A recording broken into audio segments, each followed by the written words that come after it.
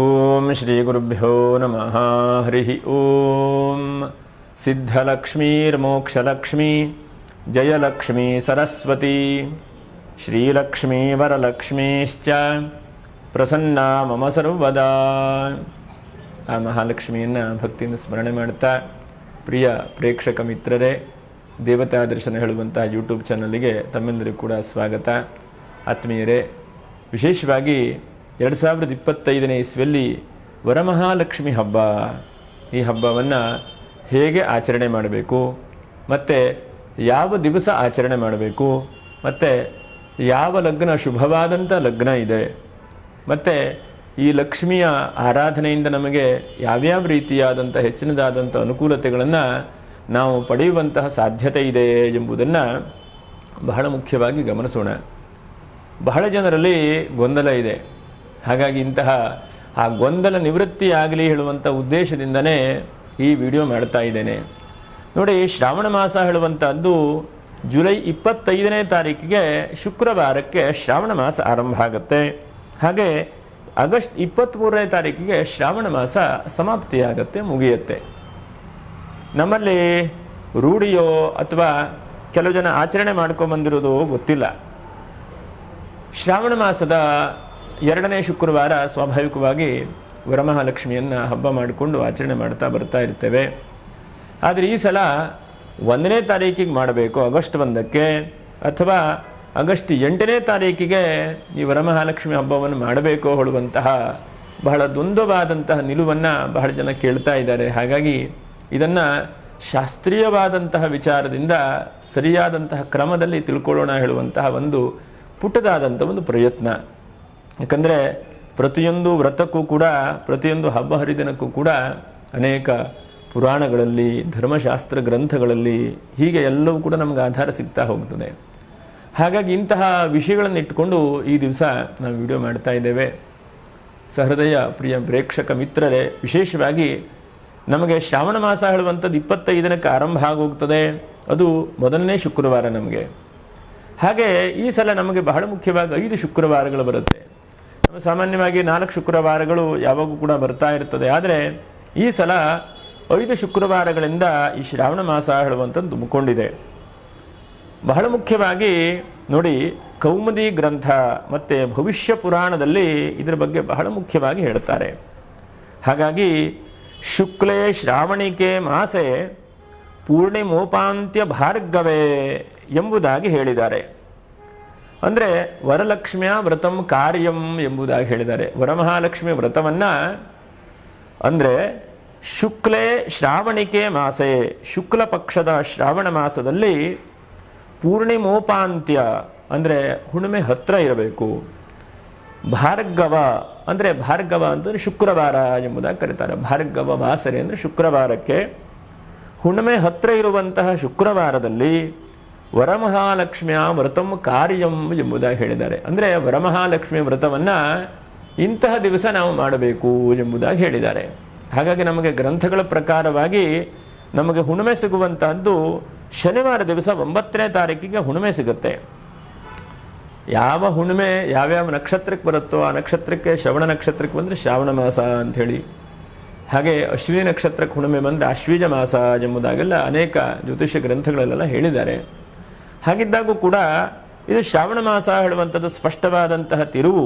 ಹಾಗೆ ಹುಣ್ಣಿಮೆ ದಿವಸ ನಮ್ಮ ಶ್ರವಣ ನಕ್ಷತ್ರ ಸಿಗುತ್ತೆ.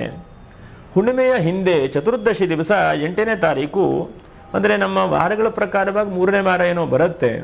ಹಾಗಿದ್ದಾಗೂ ಕೂಡ ನಮಗೆ ಹುಣ್ಣಿಮೆಯ ಹಿಂದೆ ಬರುವಂತಹ ಚತುರ್ದಶಿ ಯುಕ್ತವಾದಂಥ ಶುಕ್ರವಾರ ಏನಿದೆಯೋ, 8ನೇ ತಾರೀಕು ಏನಿದೆಯೋ, ಅದು ಶಾಸ್ತ್ರೀಯವಾದಂಥ ತೀರ್ಮಾನಗಳಿಂದ ಬಹಳ ಉತ್ತಮವಾದಂಥ ಒಂದು ರೀತಿಯಲ್ಲಿ ಇರುತ್ತೆ. ಹಾಗಾಗಿ ನಾವೆಲ್ಲರೂ ಕೂಡ ಶಾಸ್ತ್ರೀಯವಾದಂಥ ಪದ್ಧತಿಯಿಂದ 8ನೇ ತಾರೀಕಿಗೆ ಈ ವರಮಹಾಲಕ್ಷ್ಮಿ ಹಬ್ಬವನ್ನು ಆಚರಣೆ ಮಾಡುವಂಥದ್ದು ಬಹಳ ಉತ್ತಮವಾದಂಥದ್ದು. ಮತ್ತು ಆ ದಿವಸ ಪ್ರೀತಿ ಯೋಗ ವಣಿಜೀಕರಣ ಹೇಳುವಂಥದ್ದು ಕೂಡ ಇದೆ. ಯಾಕಂದರೆ ನಾವು ಹಾಗಾಗಿ ಈ 1ನೇ ತಾರೀಕಿಗೋ 8ನೇ ತಾರೀಕಿಗೋ ಯೋಚನೆ ಮಾಡ್ತಾ ಇದ್ದರೆ, ಶಾಸ್ತ್ರೀಯವಾದಂತಹ ಒಂದು ಪುರಾಣೋಕ್ತವಾದಂತಹ ಒಂದು ಪ್ರಕಾರವಾಗಿ ಯೋಚನೆ ಮಾಡ್ತಾ ಹೋದರೆ 8ನೇ ತಾರೀಕು ಸರ್ವವಿಧಿತವಾದಂಥದ್ದು ಅಂಥೇಳಿ ಒಂದು ತೀರ್ಮಾನಿಸಬಹುದು. ಹಾಗೆ ವರಮಹಾಲಕ್ಷ್ಮಿ ಹಬ್ಬ 8ನೇ ತಾರೀಕಿಗೆ ಅಂಥೇಳಿ ಆಯಿತು. ಅನಂತರದಲ್ಲಿ ಏನಪ್ಪ ಯಾವ ಒಂದು ಶುಭ ಮುಹೂರ್ತ ಅಂಥೇಳಿ ನಾವು ಯೋಚನೆ ಮಾಡ್ತಾ ಹೋದರೆ ಆ ದಿವಸ ನಮಗೆ ನೋಡಿ 6 ಗಂಟೆ 5 ನಿಮಿಷಕ್ಕೆ ಸೂರ್ಯ ಉದಯ, ಹಾಗೆ 6 ಗಂಟೆ 5 ನಿಮಿಷಕ್ಕೆ ಸೂರ್ಯಾಸ್ತ ಅಂಥೇಳಿ ಕಾಣುತ್ತೆ. ಇದು ಬೆಂಗಳೂರಿನ ನಾವು ಸೂರ್ಯ ಅಸ್ತ ಮತ್ತು ಉದಯಮಾನಗಳನ್ನು ಗಮನಿಸಿ ಹೇಳುವಂಥದ್ದು. ಹಾಗೆ ಚಂದ್ರೋದಯವು ಕೂಡ 6:37 ನಿಮಿಷಕ್ಕಿದೆ. ಈ ಒಂದು ಸಮಯಗಳನ್ನು ನಾವು ಯೋಚನೆ ಮಾಡ್ತಾ ಹೋದರೆ ಉದಯ ಲಗ್ನವೇ ನಮಗೆ ಕರ್ಕಾಟಕ ಲಗ್ನ ಉದಯ ಲಗ್ನವಾಗ್ತದೆ. ಹಾಗಾಗಿ ಉದಯ ಲಗ್ನವು ಬಹಳ ಪ್ರಶಸ್ತ ಇದ್ದ ಹಾಗೆ ಕಾಣುತ್ತದೆ. ಹಾಗಾಗಿ ನಾವೇನು ಮಾಡಬೇಕು, 5:15ರಿಂದ 6:40 ಬರುವಂತಹ ಕರ್ಕಾಟಕ ಲಗ್ನದಲ್ಲಿ ಈ ಒಂದು ವರಮಹಾಲಕ್ಷ್ಮಿಯನ್ನು ಕೂರಿಸುವಂತಹದ್ದು ಅಥವಾ ಪೂಜೆ ಆರಂಭ ಮಾಡುವಂಥದ್ದು ಬಹಳ ಉತ್ತಮವಾದಂಥದ್ದು.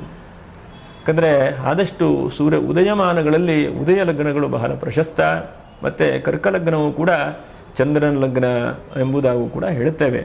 ಅನಂತರದಲ್ಲಿ ಇನ್ನು ಬೇರೆ ಬೇರೆ ಲಗ್ನ 11 ಗಂಟೆ 2 ನಿಮಿಷಕ್ಕೆಲ್ಲ ಸಿಗುತ್ತೆ, ಅದು ತುಲಾ ಲಗ್ನ ಸಿಗುತ್ತೆ. ಅದಕ್ಕಿಂತಲೂ ಕೂಡ ಪ್ರಶಸ್ತವಾದಂಥದ್ದು ಗುರು ಶುಕ್ರರ ಯೋಗ ಬಹಳ ಉತ್ತಮವಾದದ್ರಿಂದ ಕರ್ಕಲಗ್ನ 5:15ರಿಂದ 6:40 ಸಿಗುತ್ತೆ. ಅಂಥ ಶುಭ ಮುಹೂರ್ತದಲ್ಲಿ ಲಕ್ಷ್ಮಿಯನ್ನು ಇಟ್ಟು ಆದಷ್ಟು ಮಾಡುವಂಥದ್ದು ಬಹಳ ಒಳ್ಳೆಯದು ಲಕ್ಷ್ಮೀ ಪೂಜೆಯನ್ನು.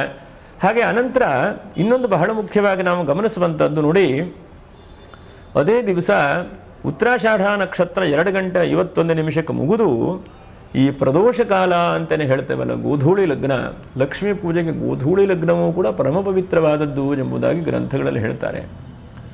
ನಿಶಿಭಾರ್ಗವವಾಸರೆ ಎಂಬುದಾಗಿ ಲಕ್ಷ್ಮೀನಾರಾಯಣ ಹೃದಯ ಸ್ತೋತ್ರಗಳಲ್ಲಿ ಹೇಳಿದ್ದಾರೆ. ಹಾಗಾಗಿ ಈ ಲಕ್ಷ್ಮೀನಾರಾಯಣ ದೇವರನ್ನು ಅಥವಾ ಮಹಾಲಕ್ಷ್ಮಿಯನ್ನು ವರಮಹಾಲಕ್ಷ್ಮಿಯನ್ನು ನೆನಪಿಟ್ಟುಕೊಂಡು ಆದಷ್ಟು 8ನೇ ತಾರೀಕಿಗೆ ಸಾಯಂಕಾಲದಲ್ಲಿ ಈ ಶ್ರವಣ ನಕ್ಷತ್ರವೂ ಕೂಡ ಬಂದಿರೋ ಮಾತ್ರದಿಂದ ಹೆಚ್ಚಿನದಾಗಿ ಲಕ್ಷ್ಮೀನಾರಾಯಣ ಹೃದಯವನ್ನು ಶ್ರವಣ ಮಾಡುವಂಥದ್ದು ಅಥವಾ ಮಹಾಲಕ್ಷ್ಮಿಯನ್ನು ವಿಶೇಷವಾಗಿ ಲಲಿತಾ ಸಹಸ್ರನಾಮದಿಂದ ಕುಂಕುಮಾರ್ಚನೆ ಮಾಡುವಂಥದ್ದು, ಅಥವಾ ನಿಮಗೆ ಗೊತ್ತಿದೆ ಅಥವಾ ಅವಕಾಶ ಇದೆ ಅಂತಾದರೆ ಮಹಾಲಕ್ಷ್ಮಿ ಸಹಸ್ರನಾಮ ಅಂತಿದೆ. ಹೇಗೆ ಅಷ್ಟೋತ್ತರ ಶತನಾಮ ಇದೆಯೋ ಅದೇ ತರಹ ಲಕ್ಷ್ಮಿಯ ಸಹಸ್ರನಾಮವೂ ಕೂಡ ಇದೆ. ಅಂತಹ ಲಕ್ಷ್ಮಿಯ ಸಹಸ್ರನಾಮದಿಂದ ಮಹಾಲಕ್ಷ್ಮಿಯನ್ನು ಅರ್ಚನೆ ಮಾಡುವಂಥದ್ದು. ಸೂರ್ಯ ಅಸ್ತಮಾನ ಏನು ಸಾಮಾನ್ಯ ಒಂದು 5:45ರಿಂದ ಒಂದು 6:30-7 ಗಂಟೆವರೆಗೆ ಗೋಧೂಳಿ ಲಗ್ನದಲ್ಲಿ ಸೂರ್ಯ ಅಸ್ತಮಾನದ ಸಮಯ ಏನಿದೆಯೋ ಆ ಸಮಯದಲ್ಲಿ ಭಕ್ತಿಯಿಂದ ಸ್ಮರಣೆ ಮಾಡಿಕೊಳ್ಳಿ. ಎಷ್ಟೇ ಕಷ್ಟ, ಎಷ್ಟೇ ದರಿದ್ರತನ, ಎಷ್ಟೇ ಸಮಸ್ಯೆ ಇದ್ದರೂ ಕೂಡ, ಎಂಥ ಜಟಿಲವಾದಂತಹ ಸಮಸ್ಯೆ ಇದ್ದರೂ ಕೂಡ ಈ ಮಹಾಲಕ್ಷ್ಮಿ ಅನುಗ್ರಹದಿಂದ ಆ ಸಂಧ್ಯಾಕಾಲದಲ್ಲಿ ಮಾಡುವಂತಹ ನಮ್ಮ ಮನಸ್ಸಿನ ಪ್ರಾರ್ಥನೆ ಹೇಳುವಂಥದ್ದು ಬಹಳ ಉತ್ತಮವಾದಂಥ ಫಲವನ್ನು ಕೊಡುತ್ತದೆ. ಎಷ್ಟು ಅಂತಂದರೆ ನಮ್ಮ ಕಷ್ಟಗಳು 100 ಕಷ್ಟಗಳಿರುತ್ತೆ. ಒಂದು ಕಡೆಗೆ ಸಾಲ ತೀರಿಸಲಿಕ್ಕಾಗಲ್ಲ, ಇನ್ನೊಂದು ಕಡೆಗೆ ದುಡ್ಡು ಬರುವುದಿಲ್ಲ, ಇನ್ನೊಂದು ಉದ್ಯೋಗದಲ್ಲಿ ಬಹಳಷ್ಟು ಕಷ್ಟ, ನಷ್ಟ, ದುಃಖ, ದುಮ್ಮಾನಗಳು ಹೀಗೆಲ್ಲ ಇರುತ್ತೆ. ಇದನ್ನೆಲ್ಲ ನಿವೃತ್ತಿ ಮಾಡಲಿಕ್ಕೆ ಬೆಳಗ್ಗೆ ಕರ್ಕಾಟಕ ಲಗ್ನದಲ್ಲಿ ಶುದ್ಧವಾದಂಥ ಮನಸ್ಸಿನ ಪೂಜೆ ಮಾಡುವಂಥದ್ದು, ಸಂಧ್ಯಾಕಾಲದಲ್ಲಿ ಸಹಸ್ರನಾಮಾದಿಗಳನ್ನು ಅರ್ಚನೆ ಮಾಡುವಂಥದ್ದು. ನಿಮಗೆ ಲಕ್ಷ್ಮೀನಾರಾಯಣ ಹೃದಯ ಕೇಳಲಿಕ್ಕೆ ಅವಕಾಶ ಆಗತ್ತೆ ಅಂತಂದರೆ ಅದನ್ನು ಕೇಳುವಂಥದ್ದು, ಅಥವಾ ಪಠನೆ ಮಾಡೋರಿದ್ದರೆ ಅವರನ್ನು ಕರೆಸಿ ಪಠನೆ ಮಾಡುವಂಥದ್ದು, ಮತ್ತು ಮುತ್ತೈದರಿಗೆ ನಿಮ್ಮ ಕೈಲಾದಂಥ ಸೇವೆಯನ್ನು ಮಾಡುವಂತಹದ್ದು ಇದು ಬಹಳ ಮುಖ್ಯವಾದಂಥದ್ದು. ಹೀಗೆ ಮಾಡಿದ್ರೆ ಆ ಮಹಾಲಕ್ಷ್ಮಿಯ ಪರಿಪೂರ್ಣವಾದಂತಹ ಅನುಗ್ರಹ ಆಶೀರ್ವಾದ ಎರಡೂ ಕೂಡ ಸಿಗುತ್ತದೆ. ಮತ್ತು ಈ ವರಮಹಾಲಕ್ಷ್ಮಿ ವ್ರತ ಮಾಡಬೇಕು ಅಂತಂದರೆ ಆದಷ್ಟು ಎಲ್ಲರೂ ಕೂಡ ಸೇರಿ ಮಾಡುವಂಥದ್ದು ಬಹಳ ಒಳ್ಳೆಯದು. ಆದಷ್ಟು ತಂದೆ ತಾಯಿ, ಅತ್ತೆ ಮಾವ, ಹೀಗೆ ಎಲ್ಲ ಸದಸ್ಯರು ಕೂಡ ಸೇರಿಕೊಂಡು ಮಾಡುವಂಥದ್ದು ಒಳ್ಳೆಯದು. ಮದುವೆಯಾದಂತಹ ನೂತನವಾದಂಥ ದಂಪತಿಗಳು, ಗೃಹಸ್ಥರು ಮಾಡುವಂಥದ್ದು ಬಹಳ ಒಳ್ಳೆಯದು. ಮುತ್ತೈದರಿಗೆ ವಿಶೇಷವಾಗಿ ಪೂಜೆಯನ್ನು ಹೇಳಿದ್ದಾರೆ. ಸೌಭಾಗ್ಯ ವೃದ್ಧಿಗೆ, ಧನ ಕನಕ ವಸ್ತು ವಾಹನಾದಿ ಅಭಿವೃದ್ಧಿಗೆ ಈ ವರಮಹಾಲಕ್ಷ್ಮಿಯನ್ನು ವಿಶೇಷವಾಗಿ ಹೇಳಿದ್ದಾರೆ. ಆದರೆ ಒಂದು ಗರ್ಭಿಣಿಯರು 5 ತಿಂಗಳ ಅನಂತರದಲ್ಲಿ, ಅಥವಾ ಜಾತಾ ಶೌಚ, ಮೃತಾ ಶೌಚ, ಅಥವಾ ನಮ್ಮ ಮೈಲಿಗೆ ಇರುವಂಥ ಸಮಯದಲ್ಲಿ ವರಮಹಾಲಕ್ಷ್ಮಿಯನ್ನು ಪೂಜೆ ಮಾಡಬಾರದು. ಅಂಥವರು ಯಾವಾಗ ಮಾಡಬೇಕಪ್ಪ ಅಂತಂದರೆ, ಅಂಥವರು ಮುಂದೆ ಬರುವಂತಹ ಶುಕ್ರವಾರವೂ ಕೂಡ ಅವಕಾಶ ಇದೆ, 22ನೇ ತಾರೀಕು ಕೂಡ ಅವಕಾಶ ಇದೆ. ಹಾಗಾಗಿ ಅವಾಗೂ ಕೂಡ ಮಾಡಬಹುದು. ಅಥವಾ 15ನೇ ತಾರೀಕಿಗೆ ವರಮಹಾಲಕ್ಷ್ಮಿಯನ್ನು ಕೂಡ ಮಾಡಬಹುದು. 8ನೇ ತಾರೀಕಿಗೆ ಮಾಡಲಿಕ್ಕೆ ಆಗಲಿಲ್ಲ ಅಂಥೇಳಿ ಬೇಜಾರು ಮಾಡುವಂಥದ್ದು ಬೇಡ. ಏನೋ ಅಶೌಚ ಇದೆ, ಅಥವಾ ತಿಂಗಳಿನ ಮುಟ್ಟಿನ ದಿವಸ ಇದೆ, ಹೀಗೆ ಏನೋ ನಮಗೆ ಪೂಜೆ ಮಾಡಲಿಕ್ಕೆ ಆಗಲಿಲ್ಲ, ದುಃಖ ಆಗ್ತಾ ಇದೆ, ಅಥವಾ ನಮ್ಮವರು ಕುಟುಂಬದಲ್ಲಿ ಯಾರೋ ಸದಸ್ಯರು ಹೋಗಿಬಿಟ್ಟಿದ್ದಾರೆ, 1 ವರ್ಷ ವ್ರತ ಮಾಡಬಾರ್ದು ಅಂತಿದ್ರೆ ಬೇರೆ ಕಡೆಗೆ ವ್ರತ ಮಾಡ್ತಾ ಇದ್ದಾರೆ ಅಂತಂದರೆ ದೂರಿಂದ ಕೈ ಮುಗಿರಿ, ಏನೂ ಕೂಡ ತೊಂದರೆ ಇಲ್ಲ. ಯಾಕಂದರೆ ಯಥಾಶಾಸ್ತ್ರಂ ಪ್ರಮಾಣಂತೆ ಕಾರ್ಯ ವ್ಯವಸ್ಥಿತವು ಅಂತ ಭಗವದ್ಗೀತೆಯಲ್ಲಿ ಕೃಷ್ಣ ಹೇಳ್ತಾನೆ. ಏನಿದ್ರೂ ಕೂಡ ಶಾಸ್ತ್ರೀಯವಾದಂಥ ವಿಧಿಯಿಂದ ಮಾಡಬೇಕು. ಶ್ರುತಿ ಕುರ್ಯಾತ್ ಕಾಲೇ ಕುರ್ಯಾತ್ ಅಂಥೇಳಿ ಧರ್ಮಶಾಸ್ತ್ರಕಾರರೇ ಹೇಳಿದ್ದಾರೆ. ಅಂದರೆ ಇದನ್ನು ಏನಕ್ಕೆ ಒತ್ತಿ ಹೇಳ್ತೇನೆ ಅಂತಂದರೆ, ನಾವೆಷ್ಟೋ ಸಲ ಪೂಜೆ ಪುನಸ್ಕಾರಗಳನ್ನು ಮಾಡ್ತೇವೆ, ಆದರೆ ಸರಿಯಾದಂಥ ಫಲಗಳು, ಸರಿಯಾದಂತಹ ವ್ರತದ ನಿಯಮಗಳಿಂದ ನಮಗೆ ಅನುಕೂಲತೆಗಳಾಗುವುದಿಲ್ಲ. ಕಾರಣ ಏನು? ಶುಚಿ ಕುರ್ಯಾತ್, ಶುಚಿತ್ವದಿಂದ ಮಾಡಬೇಕು. ಶುಚಿತ್ವ ಅಂತಂದರೆ ಒಂದು ಮನಸ್ಸಿನ ಶುಚಿಯನ್ನು ವಿಶೇಷವಾಗಿ ಗ್ರಂಥಗಳಲ್ಲಿ ಹೇಳ್ತಾರೆ. ಯಾಕಂದರೆ ಯಾರು ಪಕ್ಕದ ಮನೆಯಲ್ಲಿ ಬಹಳ ಚೆನ್ನಾಗಿ ಮಾಡ್ತಾರೆ ಅಥವಾ ಇನ್ನೊಬ್ಬರು ಬಹಳಷ್ಟು ಅಲಂಕಾರ ಮಾಡ್ತಾರೆ ಅಂಥೇಳಿ ನಾವು ಮಾಡುವಂಥದ್ದಲ್ಲ. ಭಗವಂತ ನಮಗೆ ಏನು ಶಕ್ತಿ ಕೊಟ್ಟಿದ್ದಾನೆ, ನಮ್ಮ ಕೈಯಲ್ಲಿ ಏನು ಮಾಡಲಿಕ್ಕಾಗತ್ತೆ ಅದನ್ನು ಪ್ರಾಮಾಣಿಕ ರೀತಿಯಾಗಿ ಮಾಡುವಂಥದ್ದು. ಇನ್ನೊಬ್ಬರಿಗೆ ಪೈಪೋಟಿ ಕೊಟ್ಟಿಯೋ ಅಥವಾ ಅವರು ಮಾಡ್ತಾರೆ ಅಂತ ಹೇಳೋ ಮಾಡುವಂಥದ್ದಲ್ಲ ವ್ರತಗಳನ್ನು. ನಮಗೆ ಭಗವಂತ ಏನನ್ನು ಅನುಗ್ರಹಿಸಿದಾನೋ, ನಮ್ಮ ಕೈಯಲ್ಲಿ ಏನು ಶಕ್ತಿ ಇದೆಯೋ ಆ ಶಕ್ತಿಗೆ ಲೋಪ ಇಲ್ಲದೇ ಇದ್ದ ಹಾಗೆ ನಾವು ವ್ರತಗಳನ್ನು ಪೂಜೆಯನ್ನು ಮಾಡಬೇಕು. ನಾವು ಪ್ರಾಮಾಣಿಕವಾಗಿ ವ್ರತವನ್ನು ಮಾಡಬೇಕು. ಎರಡನೇದು ಕಾಯ, ಶರೀರ ಆದಷ್ಟು ಶುಚಿಯಾಗಿರಬೇಕು. ಇನ್ನು ಪೂಜೆಯನ್ನು ಮಾಡುವಾಗ ಸರ್ವೇಷಾಂ ಅವಿರೋಧೇನ ಪೂಜಾಕರ್ಮ ಸಮಾರಭೆ ಎಂಬುದಾಗಿ ಗ್ರಂಥಗಳಲ್ಲಿ ಹೇಳ್ತಾರೆ. ಪೂಜೆ ಪುನಸ್ಕಾರಗಳನ್ನು ಮಾಡುವಾಗ ಯಾರನ್ನು ಕೂಡ ದ್ವೇಷನೋ ಅಥವಾ ಬೇಜಾರೋ ಅಥವಾ ದುಃಖವೋ ಕಣ್ಣೀರು ಹಾಕುವಂಥದ್ದು ಅಥವಾ ಅವರು ಹಾಗೆ ಮಾಡ್ತಾರೆ ಹೇಳುವಂಥದ್ದು ಮಾಡಬಾರದು. ಆದಷ್ಟು ಖುಷಿ, ಸಂತೋಷ, ತಾಳ್ಮೆಯಿಂದ ಪೂಜೆ ಪುನಸ್ಕಾರಗಳನ್ನು ಮಾಡಬೇಕು. ಎಷ್ಟೋ ಸಲ ಏನಾಗ್ತದೆ, ದುಃಖ ಪಟ್ಕೊಂಡು ಏನೋ ಕಷ್ಟಪಟ್ಕೊಂಡು ಸಾಲ ಸೂಲ ಮಾಡುವ ಹಾಗಾಗುತ್ತೆ. ಹಾಗಾಗಬಾರ್ದು.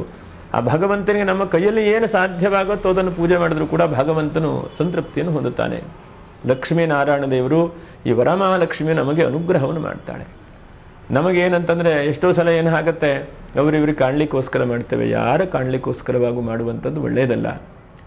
ನಾವು ಭಾವನಾತ್ಮಕವಾಗಿ ಎಷ್ಟೆಷ್ಟು ಯದ್ಭಾವಂ ತದ್ಭವತಿ, ಭಕ್ತಿಯನ್ನು ಮಾಡ್ತೇವೆ ಅಷ್ಟು ಭಗವಂತನು ನಮಗೆ ಒಲಿತಾನೆ.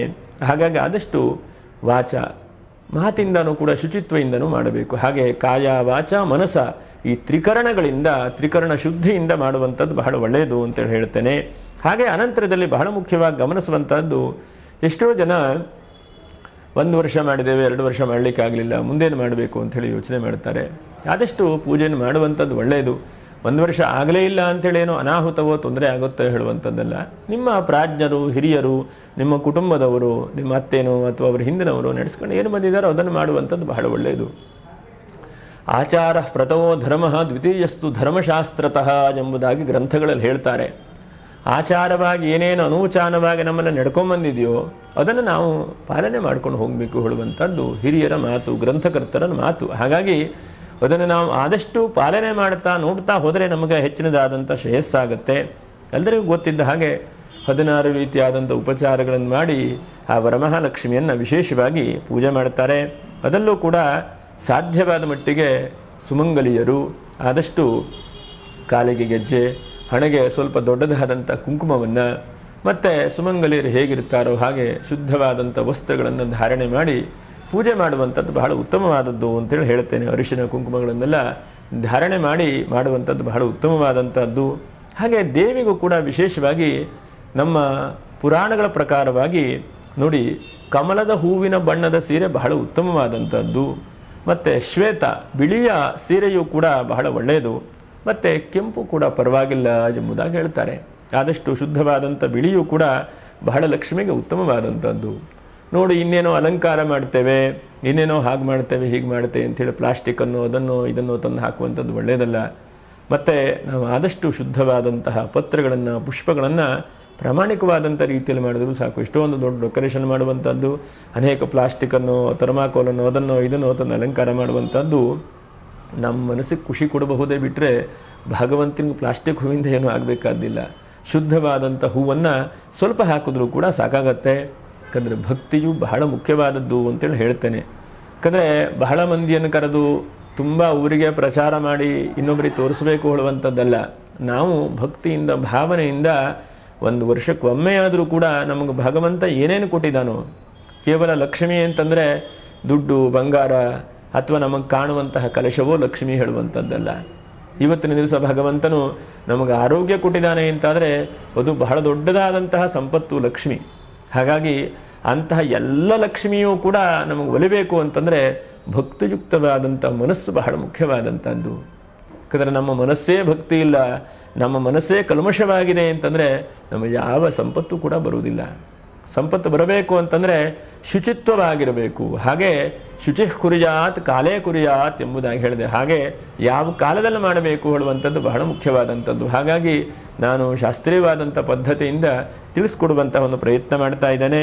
ಹಾಗೆ ನಮ್ಮಲ್ಲಿ ಬಹಳಷ್ಟು ಜನ ಮಾಡ್ತಾರೆ, ಲಕ್ಷ್ಮೀ ಪೂಜೆ ಮಾಡಿ ಪ್ರೀತಿ ಇಲ್ಲ, ಬಹಳಷ್ಟು ಬೇಜಾರು ದುಃಖದಿಂದ ಇರ್ತಾರೆ. ಹಾಗೆ ಮಾಡಬಾರ್ದು. ಏನು ನೀವು ಲಕ್ಷ್ಮೀ ಪೂಜೆ ಮಾಡ್ತಿರೋ ಆ ದಿವಸ ಆದರೂ ಕೂಡ ಆದಷ್ಟು ಖುಷಿಯಾಗಿ ಸಂತೋಷವಾಗಿ ಆ ದುಃಖ ದುಮ್ಮಾನಗಳನ್ನು ಹೊರಗಡೆ ಹಾಕಿ ಆ ಮಹಾಲಕ್ಷ್ಮಿಯನ್ನು ಧ್ಯಾನ ಮಾಡುವಂತಹ ಪ್ರಯತ್ನವನ್ನು ಮಾಡಬೇಕು. ಯಾಕೆಂದರೆ ಒಬ್ಬರು ಮಾಡಬೇಕು ಒಬ್ಬರು ಮಾಡಬಾರದು ಹೇಳುವಂತಹ ಮನಸ್ಥಿತಿ ಇರಬಾರದು. ಹಾಗಾಗಿ ಎಲ್ಲರೂ ಸೇರಿ ನಾವೆಲ್ಲರೂ ಕೂಡ ಈ ವರಮಹಾಲಕ್ಷ್ಮಿಯ ಹಬ್ಬದ ಆಚರಣೆ ಮಾಡೋಣ. ಪ್ರಿಯ ಪ್ರೇಕ್ಷಕರೆಲ್ಲರಿಗೂ ಕೂಡ ವರಮಹಾಲಕ್ಷ್ಮಿ ಹಬ್ಬದ ಶುಭಾಶಯಗಳು. ಆ ಮಹಾಲಕ್ಷ್ಮಿಯು ಎಲ್ಲರಿಗೂ ಕೂಡ ಸಂಪತ್ತನ್ನು ಉಂಟು ಮಾಡಲಿ, ಸಮೃದ್ಧಿಯನ್ನು ಉಂಟು ಮಾಡಲಿ. ಏನೇನು ಯಯ್ಯಂ ಕಾಮನತೆ ಕಾಮಂ ತಂತಂ ಪ್ರಾಪ್ನೋತಿ ನಿಶ್ಚಿತಂ ಎಂಬುದಾಗಿ ಹೇಳಿದ್ದಾರೆ. ಏನೇನು ಕೇಳ್ತೇವೆಯೋ ಅಂತಹ ಎಲ್ಲ ಸಂಪತ್ತನ್ನು ಕೂಡ ಮಹಾಲಕ್ಷ್ಮಿ ಅನುಗ್ರಹಿಸಲಿ ಅಂತ ಹೇಳ್ತಾ, ಇನ್ನೊಮ್ಮೆ 8ನೇ ತಾರೀಕಿಗೆ ಮಾಡುವಂಥದ್ದು ಬಹಳ ಪ್ರಶಸ್ತ ಅಂತ ಹೇಳ್ತಾ ಮುಂದಿನ ವಿಡಿಯೋದಲ್ಲಿ ಭೇಟಿ ಮಾಡೋಣ. ನಮಸ್ಕಾರ. ಲೋಕ ಸಮಸ್ತ ಸುಖಿನೋ ಭವಂತು, ಸಮಸ್ತ ಸನ್ಮಂಗಲಾನಿ ಭವಂತು. ನಮಸ್ಕಾರ.